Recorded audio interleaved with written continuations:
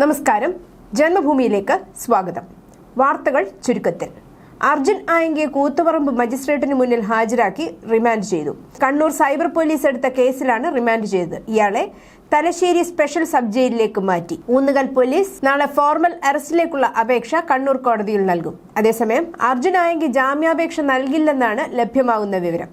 അർജുൻ ആയങ്കി കീഴടങ്ങാൻ ഉറപ്പിച്ചാണ് തന്നെ കാണാൻ എത്തിയതെന്ന് അഡ്വക്കേറ്റ് ഡെലീറ്റ ടൈറ്റസ് ഒരു മാധ്യമത്തോട് പറഞ്ഞു. താൻ ആയങ്കിയെ ഒളിപ്പിച്ചിട്ടില്ലെന്നും പോലീസ് എത്തിയ ഉടൻ ആയങ്കിയെ കൈമാറിയെന്നും അഭിഭാഷക വ്യക്തമാക്കി. അർജുൻ ആയങ്കിയുടെ അറസ്റ്റിൽ സമൂഹമാധ്യമത്തിലൂടെ ആഞ്ഞടിച്ച് CPM നേതൃത്വത്തിനെതിരെ മുൻ DYFI നേതാവ് മനു തോമസ്. CPMനെ ജനങ്ങളിൽ നിന്ന് അകറ്റുന്നതിൽ നിർണായക പങ്ക് വഹിച്ചവരാണ് കുറെ അതിതീവ്ര സൈബർ വിപ്ലവകാരികൾ. ഇവരാണ് ആരാധക വൃന്ദങ്ങളായി പരസ്പര സഹായികളാകുന്നത്. ഇവരിൽ ഒരു നേതാവിന് ഡാമേജ് പറ്റുമ്പോൾ മറ്റേ കൂട്ടർ കൂട്ടത്തോടെ ചാടി വീഴുകയായി എന്ന് തുടങ്ങുന്ന പോസ്റ്റിൽ ഇവർ ക്രിമിനലുകൾ ആയതല്ല, ആക്കിയതാണ്. ഈ വെട്ടുക്കിളിക്കൂട്ടം ഇപ്പോൾ പറയുന്നത് ഈ നേതാവിനെ വിളിക്കൂ, പാർട്ടിയെ രക്ഷിക്കൂ എന്നാണ്. സൈബർ ലോകത്തെ ഈ വിലാപമാണ് അദ്ദേഹത്തിനുള്ള ഗുരുദക്ഷിണ. അത് അയാൾ ആസ്വദിക്കുന്നുമുണ്ടെന്ന് പറഞ്ഞാണ് അവസാനിപ്പിക്കുന്നത്. കഴക്കൂട്ടം കോവളം ബൈപ്പാസിൽ അമിത വേഗത്തിലെത്തിയ ബൈക്കിടിച്ച് സഹോദരിമാർക്ക് ദാരുണാന്ത്യം. ബൈക്ക് യാത്രികനും പരിക്കേറ്റു.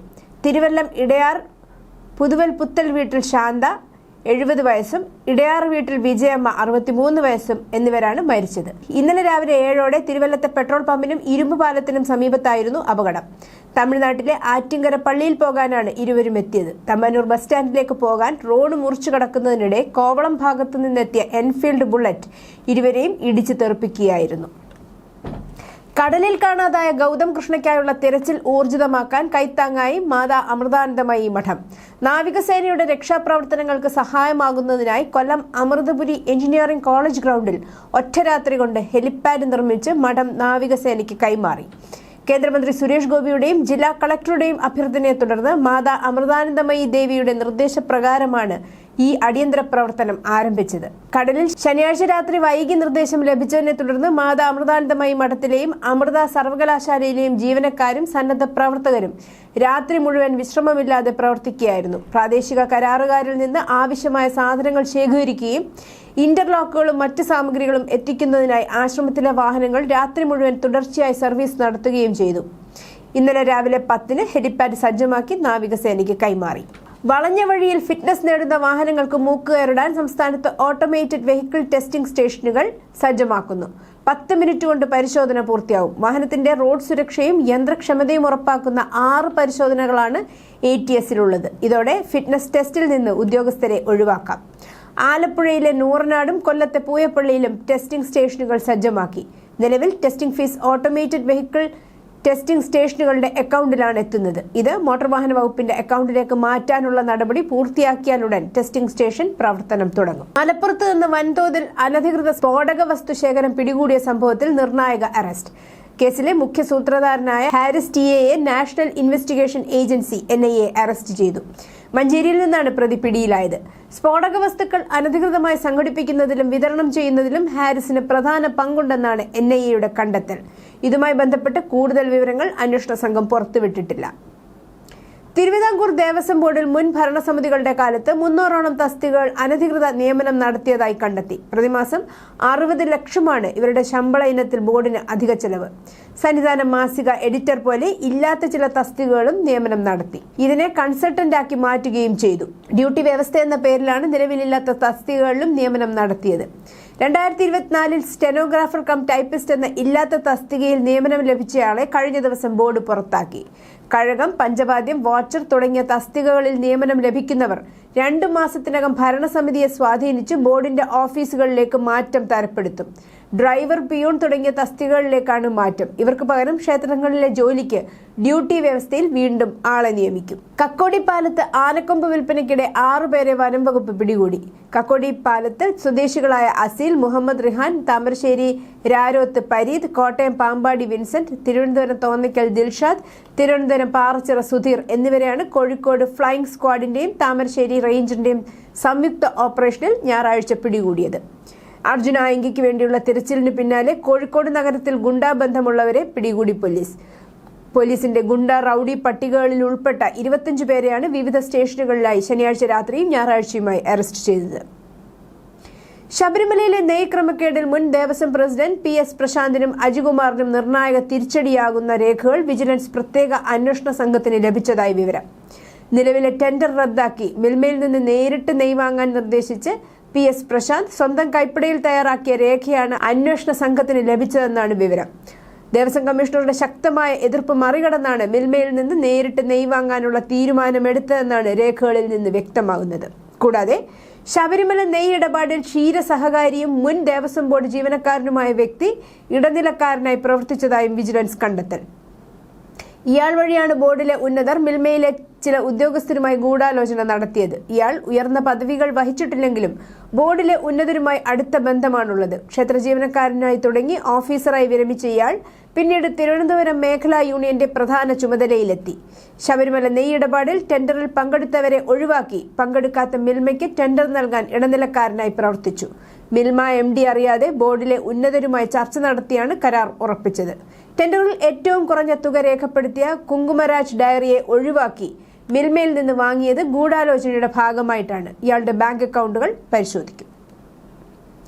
കുമ്പള, മഞ്ചേശ്വരം ഉപജില്ലകളിൽ സ്കൂളുകളിൽ സോഷ്യൽ സയൻസ് ക്ലബിന്റെ നേതൃത്വത്തിൽ നടന്ന ഫ്രീഡം ക്വിസ് 2026 സ്കൂൾ തല മത്സരത്തിന്റെ LP വിഭാഗം ചോദ്യത്തിന്റെ പേരിൽ അധ്യാപകനെ സസ്പെൻഡ് ചെയ്ത നടപടിയിൽ പ്രതിഷേധം ശക്തമാകുന്നു. കുമ്പള ഉപജില്ലയിലെ പള്ളത്തടുക്ക UPSലെ അധ്യാപകൻ ഗുരുപ്രസാദിനെ സർവീസിൽ നിന്ന് സസ്പെൻഡ് ചെയ്യാനാണ് പൊതുവിദ്യാഭ്യാസ ഡയറക്ടർ ഉത്തരവിട്ടത്.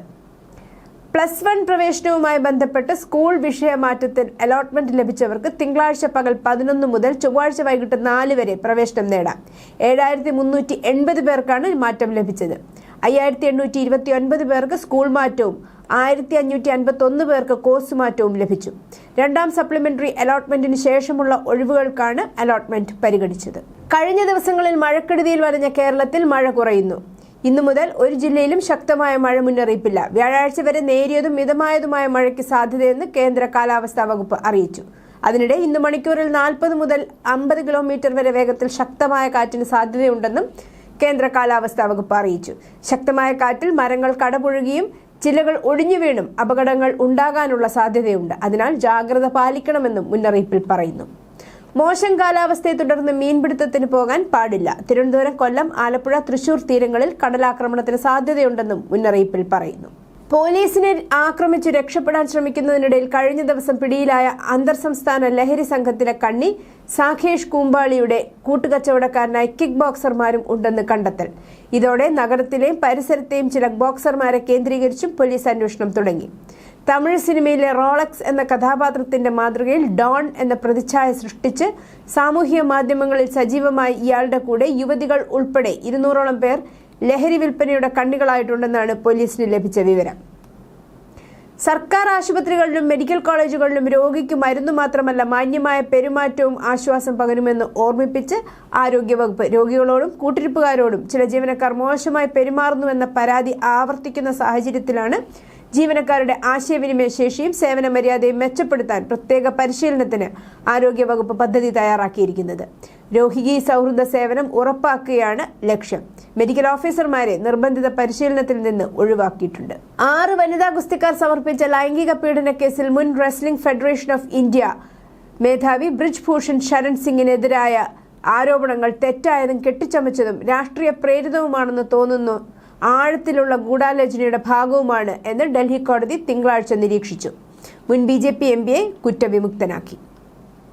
എയർ ഇന്ത്യ വിമാനം ആകാശച്ചുഴിയിൽപ്പെട്ട സംഭവത്തിൽ പൈലറ്റുമാരിൽ ഒരാൾ ലഹരി മരുന്ന് ഉപയോഗിച്ചതായി കണ്ടെത്തി. പരിശോധനാ ഫലം സ്ഥിരീകരിച്ച വ്യോമയാന മന്ത്രാലയം കൂടുതൽ വിശകലനം അനിവാര്യമാണെന്ന് അറിയിച്ചു. അതേസമയം പൈലറ്റുമാർക്ക് പ്രോട്ടോകോൾ പ്രകാരമുള്ള സ്ക്രീനിംഗ് ടെസ്റ്റ് നടത്തിയെന്നും പരിശോധനാ ഫലം തങ്ങളുമായി പങ്കുവച്ചിട്ടില്ലെന്നും എയർ ഇന്ത്യ രംഗത്തെത്തി. കഴിഞ്ഞ 4-നാണ് തായ്ലൻഡിലെ ഫുക്കറ്റിൽ നിന്ന് 134 യാത്രക്കാരുമായി ഡൽഹിയിലേക്ക് പറന്ന വിമാനം ആകാശച്ചുഴിയിൽപ്പെട്ടത്. 300 അടി താഴ്ചയിലേക്ക് പതിക്കുകയും യാത്രക്കാരടക്കം 12 പേർക്ക് പരിക്കേറ്റതും. തുടർന്ന് ഡ്യൂട്ടിയിൽ നിന്ന് മാറ്റിയ പൈലറ്റുമാരെ പതിവ് ഡോപ്പ് പരിശോധനയ്ക്ക് വിധേയരാക്കിയപ്പോഴാണ് ഫലം പോസിറ്റീവായത്. പശ്ചിമ ബംഗാളിലെ ജൽപൈഗുരി ജില്ലയിൽ നിന്നുള്ള 35 വയസ്സുള്ള തേയില കർഷകനെ ശനിയാഴ്ച ഇന്ത്യ ബംഗ്ലാദേശ് അതിർത്തിക്കടുത്തുള്ള ഒരു തേയിലത്തോട്ടത്തിൽ നിന്ന് ബംഗ്ലാദേശികളായ ഒരു സംഘം തട്ടിക്കൊണ്ടുപോയി. ചൌൽഹട്ടി അതിർത്തി പ്രദേശത്തെ തസർപാര ഗ്രാമത്തിലാണ് ദീപങ്കർ ഗോപ് എന്ന കർഷകൻ താമസിക്കുന്നത്. നിയമവിരുദ്ധമായി അതിർത്തി കടക്കാനുള്ള ശ്രമം തടഞ്ഞതിനെ തുടർന്ന് പ്രതികാര നടപടിയായാണ് അദ്ദേഹത്തെ തട്ടിക്കൊണ്ടുപോയതെന്ന് അദ്ദേഹത്തിന്റെ കുടുംബം വിശ്വസിക്കുന്നു. 2024 RG-കർ മെഡിക്കൽ കോളേജ് ആശുപത്രിയിലെ ബിരുദാനന്തര ബിരുദ ട്രെയിനി ഡോക്ടറെ ബലാത്സംഗം ചെയ്ത് കൊലപ്പെടുത്തിയ കേസിൽ പുതിയ അന്വേഷണം പ്രഖ്യാപിച്ച പശ്ചിമ ബംഗാൾ മുഖ്യമന്ത്രി സുവേന്ദു അധികാരി കേസിൽ പോലീസ് കടമ നിർവഹിക്കുന്നതിൽ പരാജയപ്പെട്ടുവെന്ന് ആരോപിച്ചു.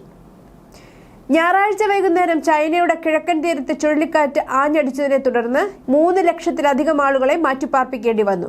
ഷാങ്ഹായിലെ 2 വിമാനത്താവളങ്ങൾ 1300-ലധികം വിമാന സർവീസുകൾ റദ്ദാക്കി. കൊടുങ്കാറ്റിനെ തുടർന്ന് വടക്കൻ തായ്വാനിൽ കഴിഞ്ഞ ദിവസം കനത്ത മഴ പെയ്തു. ഫിലിപ്പീൻസിൽ വടക്കൻ പർവ്വത റിസോർട്ട് നഗരമായ ബാഗുയോയിൽ ഞായറാഴ്ച 3 വീടുകളിൽ മണ്ണിടിച്ചിലുണ്ടായതിനെ തുടർന്ന് 5 പേരെ രക്ഷപ്പെടുത്തി. 7 പേരെ കാണാതായി.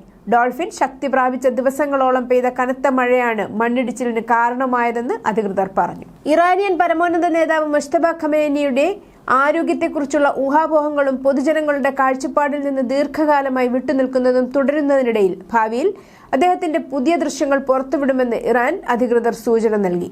ജൂലൈ അവസാനം ഇറാൻ പ്രസിഡന്റ് മസ്ദൂദ് പെഷസ്ക്യാൻ ഖമേനിയുമായി കൂടിക്കാഴ്ച നടത്തിയതിനു ശേഷമാണ് ഈ സംഭവവികാസം ഉണ്ടായതെന്ന് സ്റ്റേറ്റ് മീഡിയ റിപ്പോർട്ട് ചെയ്തു. ഇറാനെതിരായ US-ഇസ്രായേൽ യുദ്ധത്തെ തുടർന്ന് വർദ്ധിച്ചുവരുന്ന പ്രാദേശിക അസ്ഥിരതയ്ക്ക് മറുപടിയായി തുർക്കിയുമായും പാകിസ്ഥാനുമായും രാജ്യം ഒരു പ്രതിരോധ കരാറിൽ ഒപ്പുവെച്ച് 2 ദിവസത്തിന് ശേഷം യമനിലെ ഇറാനുമായി സഖ്യകക്ഷികളായ ഹൂത്തികൾ സൗദി ആരംകോയുടെ ജസാൽ റിഫൈനറി ആക്രമിച്ചു. News desk Janmabhumi.